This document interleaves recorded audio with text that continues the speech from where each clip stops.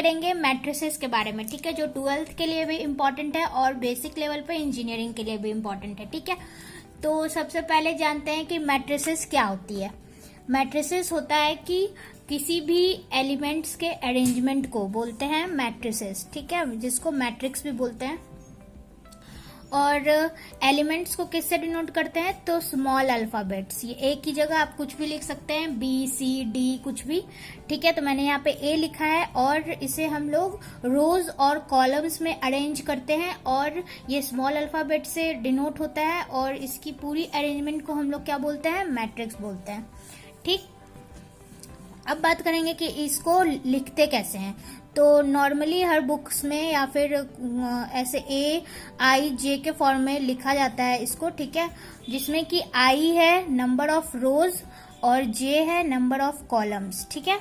और ये एम और ये एन क्या है कि ये ऑर्डर है कि किस ऑर्डर में आपको लिखनी है, किस ऑर्डर में आपको मैट्रिक्स लिखनी है, जिसमें कि एम है रोज और एन है कॉलम्स, ठीक है।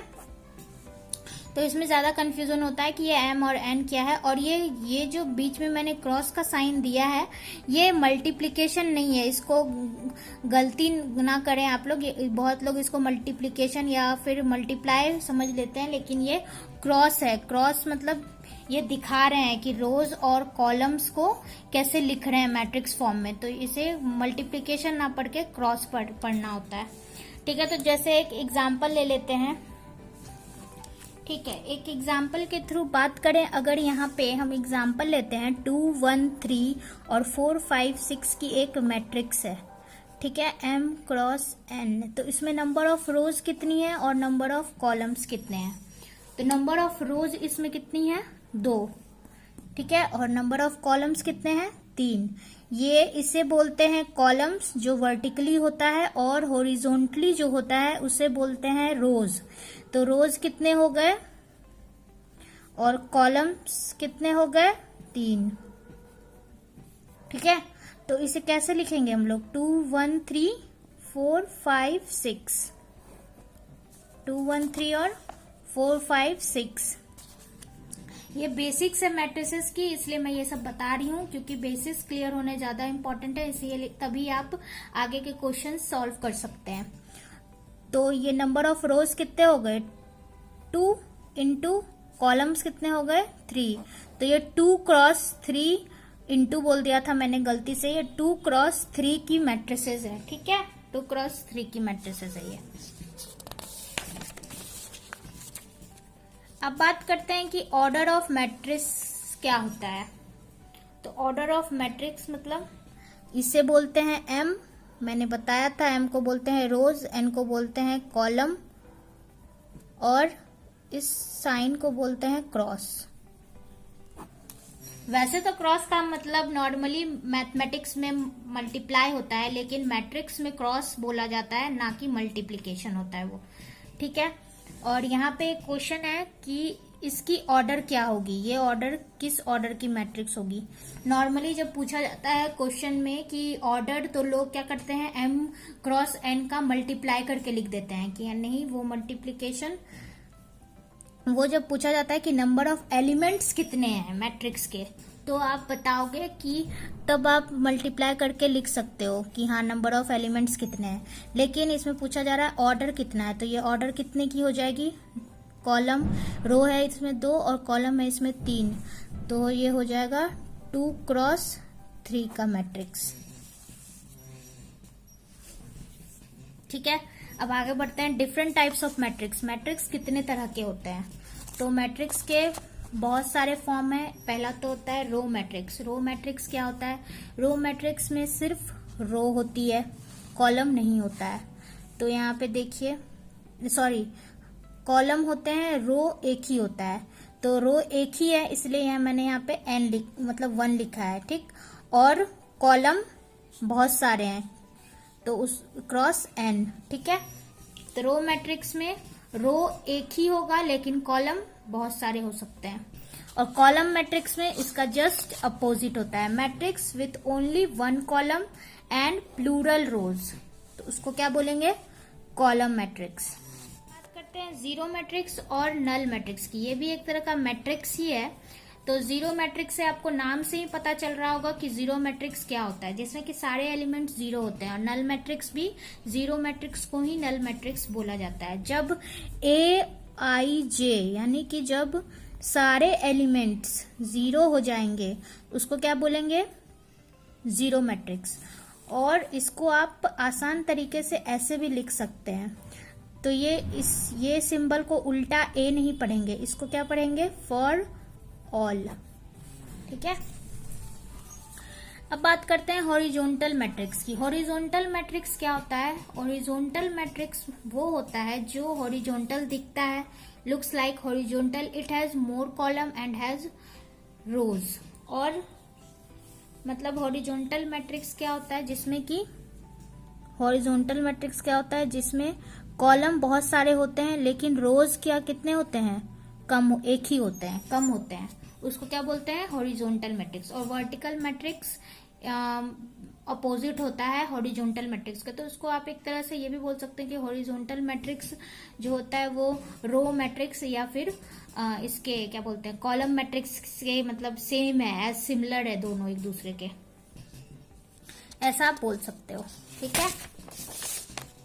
अब बात करते हैं स्क्वायर मैट्रिक्स। स्क्वायर मैट्रिक्स जो मैट्रिक्स का एक सुपर हीरो की तरह काम करता है ये मैट्रिक्स में, स्क्वायर मैट्रिक्स, क्योंकि बहुत सारे क्वेश्चंस में हम लोग इसका वो करते हैं, यूज करते हैं सॉल्व करने के लिए। स्क्वायर मैट्रिक्स ऐसा मैट्रिक्स होता है जिसका नंबर ऑफ रो इक्वल होता है। ठीक, उसका ऑर्डर भी इक्वल होता है स्क्वायर मैट्रिक्स का। तो इसमें क्या करते हैं, same column and number of रोज होते हैं और इसमें डायगोनल एलिमेंट्स भी होते हैं। डायगोनल एलिमेंट्स जो होंगे स्क्वायर मैट्रिक्स के वो क्या होते हैं, इक्वल होते हैं। इक्वल हो भी सकते हैं, नहीं भी, ये डिपेंड करता है। टाइप्स ऑफ स्क्वायर मैट्रिक्स कितने तरीके के होते हैं, तो अभी तो 12th के सिलेबस में ट्रायंगुलर मैट्रिक्स नहीं है लेकिन इंजीनियरिंग में है। तो डिफाइन करते हैं ट्रायंगुलर मैट्रिक्स। ट्रायंगुलर मैट्रिक्स क्या होता है, तो सुपर डायगोनल और लोअर डायगोनल एंट्रीज जीरो होती है उसमें। मतलब अगर कोई मैट्रिक्स है, ट्रायंगुलर मैट्रिक्स में दो तरह के होते हैं, एक होता है अपर ट्रायंगुलर और एक होता है लोअर ट्रायंगुलर। तो अपर ट्रायंगुलर में क्या होता है कि जो लोअर डायगोनल के जो लोअर टर्म होते हैं वो सारे जीरो होने चाहिए अपर ट्रायंगुलर में। ठीक है, जीरो होगा तभी वो अपर ट्रायंगुलर होगा। अपर ट्रायंगुलर मीन्स कि डायगोनल के नीचे वाला सारा टर्म जीरो होना चाहिए। डायगोनल कुछ भी हो सकता है और डायगोनल के ऊपर वाले जितने भी टर्म होंगे वो नॉन जीरो होंगे अपर ट्रायंगुलर में। और जो लोअर ट्रायंगुलर होगा वो क्या होगा, लोअर ट्रायंगुलर में इसका जस्ट अपोजिट होगा। ठीक है। अब इसमें पूछा जाता है कि diagonal elements means, diagonal elements मतलब क्या होता है। अब ये डायगोनल एलिमेंट्स मतलब ये नहीं कि यहाँ 1 2 3 4 5 6 7 है तो ऐसे तिरछा जो भी जाएगा वो डायगोनल एलिमेंट्स हो गया, नहीं, उसको डायगोनल मैट्रिक्स बोलते हैं। इसमें डायगोनल एलिमेंट्स कौन होंगे, तो जिसका I और J इक्वल हो, I और J जिसका इक्वल होगा वो डायगोनल एलिमेंट्स कहलाएगा। तो A11 क्या है 1, A22 क्या है 6। तो इस मैट्रिक्स के जो डायगोनल एलिमेंट्स हैं वो क्या हो गए 1 और 6। ठीक है। अब बात करते हैं लोअर ट्रायंगुलर मैट्रिक्स की। मैंने बताया था कि lower triangular matrix upper triangular के जस्ट अपोजिट होगा। तो यहाँ पे जस्ट अपोजिट AIJ जीरो इसमें भी होंगे, लेकिन इसमें जो अपर, जो डायगोनल के जो अपर मतलब ऊपर वाले जितने भी टर्म होंगे वो जीरो होने चाहिए अब लोअर ट्रायंगुलर में। ठीक है, और बाकी सारे नॉन जीरो।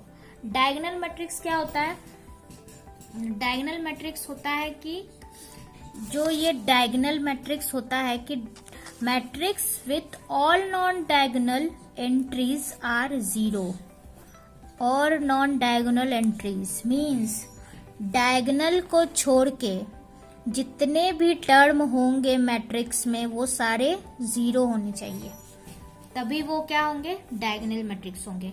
इसका मतलब कि यहाँ पे A11, A22, A33, A जो भी होगा यहाँ पे आगे जो भी होगा वो उसको छोड़ के बाकी सारे टर्म 0 होने चाहिए। ठीक है, अब बात करेंगे कि diagonal elements can be get by any matrix. Diagonal matrix should have a square matrix. Diagonal matrix हमेशा एक स्क्वायर मैट्रिक्स होगा, ये कंपलसरी है।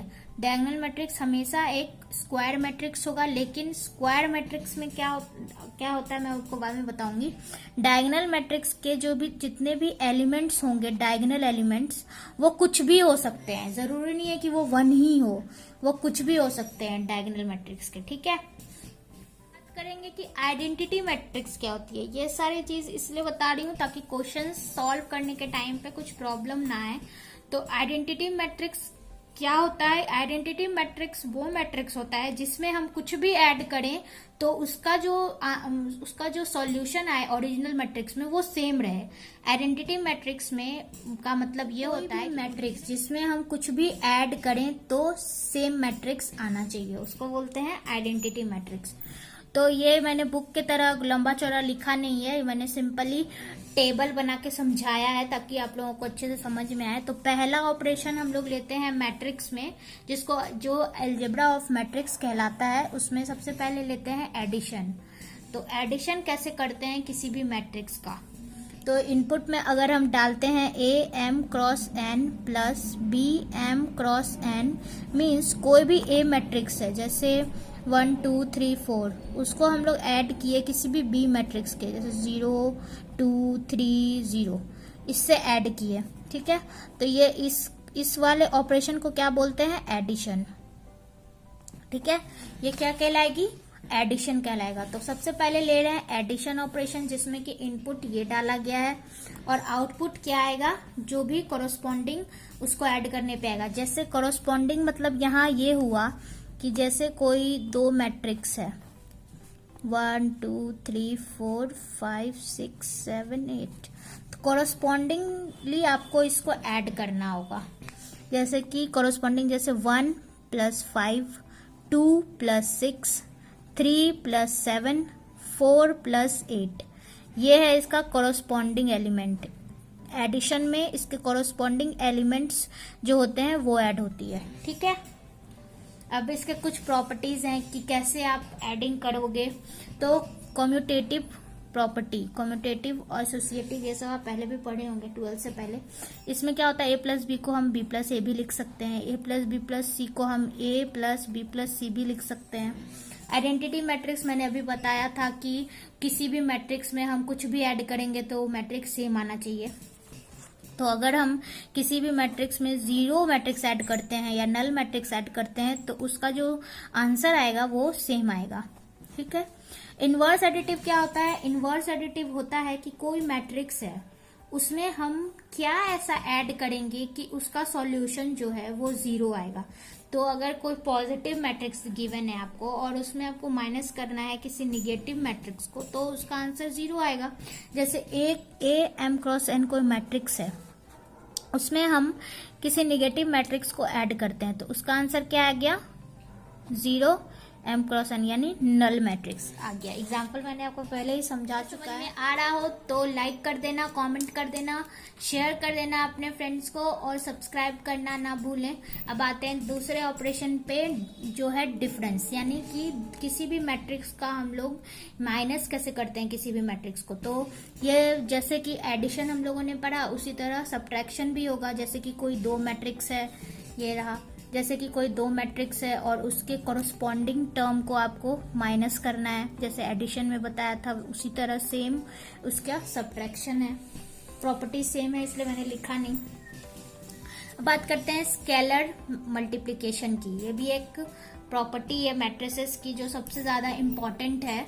इसमें स्केलर मतलब क्या होता है? मैट्रिक्स में वेक्टर की बात नहीं कर रहे हैं। स्केलर वेक्टर में स्केलर का मतलब कुछ और होता है और फिजिक्स में कुछ और होता है, लेकिन मैट्रिक्स में स्केलर का मतलब होता है कोई भी नंबर। किसी भी नंबर को अगर हम मैट्रिक्स से मल्टीप्लाई करेंगे तो उसकी वैल्यू क्या आएगी? उसके बोलते हैं स्केलर मल्टीप्लिकेशन। ठीक, जैसे कि ये एक मैट्रिक्स है, ए कोई मैट्रिक्स है और उसकी ऑर्डर है m क्रॉस n। ठीक है, तो इसमें कुछ भी मतलब मल्टीप्लाई कर दिए, k मल्टीप्लाई कर दिए, तो इस पूरे मैट्रिक्स की वैल्यू क्या आएगी, उसको क्या बोलेंगे, स्केलर मल्टीप्लिकेशन।